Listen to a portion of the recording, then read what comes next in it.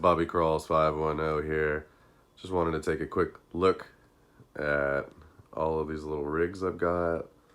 Some of these I haven't made any videos yet with, like my son's deadbolt, the new Stalker, and the 100 mile per hour BMW. First off, this is the SCX 24 C10. This is the comp built rig. This is the outlaw class rig. As you can see, brass weights everywhere, extensions, deep dish brass wheels. I'm running no foam in those tires. I might actually change it to 3/4 foam. What 3/4 foam means is the aftermarket tires that you can get for the C10, deadbolt, JLU, Jeep, etc., etc. They're slightly taller than stock. And these aftermarket ones, they come with foam. So these ones are the Little Guy Racing Products Trail Kings, the MTs. These are a lot bigger than these. Now what I mean by 3/4 foam is I won't use the original foam that fills up the entire inside of the tire for this. I will use the size foam that goes in the aftermarket tires in here, so that I still get a little bit of squish, if you know what I'm saying. See how that tire is squished? So with 3/4 foam, you still get a little squish. With no foam, you kind of get too much squish. So this thing is completely done up. As you can see, Gen 2 electronics, carbon fiber LCG, chassis, Emax servos front and rear steer on the back, hot racing, long travel suspension, half cabbed, deadbolt rear links in the front with a deadbolt rear steel drive shaft in the front. I do have a Gladiator steel drive shaft in my toolbox. I've just been too lazy. I haven't installed it yet. But that goes back here. The 70 and 78 millimeter links in the rear of the C10 are for the Gladiator. So this thing is super stretched. And then we have Racing sliders. This thing is just wicked.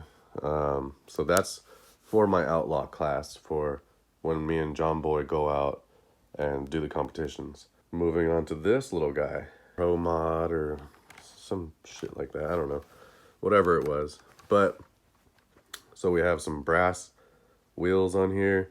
These are not deep dish, they're not offset. Still has plastic axles. I just put brass diff covers, knuckles, and extensions on it, as well as a nice anodized red steering link set. In the rear, all we have are brass spacers and a brass diff cover. The suspension is still stock. The axle housing is still stock. The links are regular length C10 JLU links. They're not high clearance or anything. I know you guys are probably wondering what these are for. I did a LCG frame. I think this is from OGRC. And when I did the frame, there was absolutely nowhere to put body mounts in the front. So I kind of took some Allen head screws and, got them up in there and secured them. Let me show you guys what's under here, so you guys can see what kind of a chassis I'm talking about. It's the same chassis that's on this one over here. The links and everything are just not stretched. So there she is. As you can see, my battery tray is mounted a little funky, but it works. The truck does work, does run, does perform. There's a few videos on it that you can see where this truck, performs very well. So this will be for racing my next class down from the Outlaw. So I think it's like Pro Mod or whatever modded. Moving on. So we have Outlaw, Pro Mod, stock class. This is your basic SCX 24 that you buy brand new. It's out of the box. I haven't even ran it yet, honestly. This is just specifically for the stock class. That's it. I think I'm just gonna maybe take the bumper off for clearance, move my lights up to the grill. And that's about it. But moving on, we have my son's little stock deadbolt. I keep it stock because my son is 2 years old. He hasn't quite learned how to not drive the truck into the wall. So a lot of times this truck is kind of just like sitting at the baseboard of our living room, just burning out against the wall, and I've got to tell him, hey, turn the vehicle around, or back it up or whatever. But so I just keep it stock, keep it lightweight, so the motor doesn't burn out on him. He has unintentionally fried 3 batteries, but it wasn't his fault. I mean, it was more my fault. I should have checked, made sure the truck was off. If you go past that point where the steering doesn't work anymore, your lights are not on, and your truck is still on, and you should happen to like leave it overnight or something, you're gonna fry your battery. Doesn't matter what kind of battery you have. And the Gen 2 electronics, which is in this one, which also come in the white CRC Jeep. I'm not sure about the JLU, but the white CRC Jeep has the Gen 2 blue electronics. If you keep your battery plugged into this, like you can with your Gen 1 electronics, with the vehicle even turned off, it will drain your battery all the way past its minimum voltage, and it will fry your battery. I don't know why, but every single truck that I've had that has Gen 2 electronics, I have fried at least one battery. Next, we have the Traxxas TRX4M Bronco, which I have installed all brass deep dish Endura rims on, some nice Endura soft tires, all Endura brass, knuckles, steering, C-hubs, diff covers. I mean, I even went as far as ordering brass links. This thing works pretty well. I'm not too crazy about it. I think my buddy Scott's works better, and I think it has to do with he has the stock frame rails still in his truck. And I have 3D printed LCG frame rails, but I still have my stock frame rails in my toolbox. I'm kind of thinking maybe I effed up. Maybe I need to put the stock rails back on because it's just not performing like his does. And there's literally no difference. His tires are even taller and it's performing better. Moving on, I just got this Team Losi Mini B little buggy. It was brushed. I think I played with it 3 times and I was like, F this, it's gotta be brushless. It's gotta be brushless. There's no way. You can't have a fast looking car and it not be fast. So this thing is super fun. After playing with it 3 times on brushless on 2S, the rear tires are smoked. So, I mean, it's a lot of fun. So let's move on. Moving on up to the 10 scale here.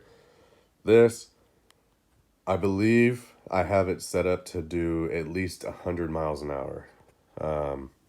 It's a 10 scale. It is a Traxxas Fortec all-wheel drive, and it came with open differentials. I had planned to build this to be a drift car, so I didn't need open differentials. I needed lock differentials. So I installed 2 ST Racing lockers, diff lockers, in the rear and in the front, and a whole bunch of underglow and all that other stuff, and Toretto stuff. But here we have the Valenion 3S system, which is cool. That's your basic brushless Traxxas setup.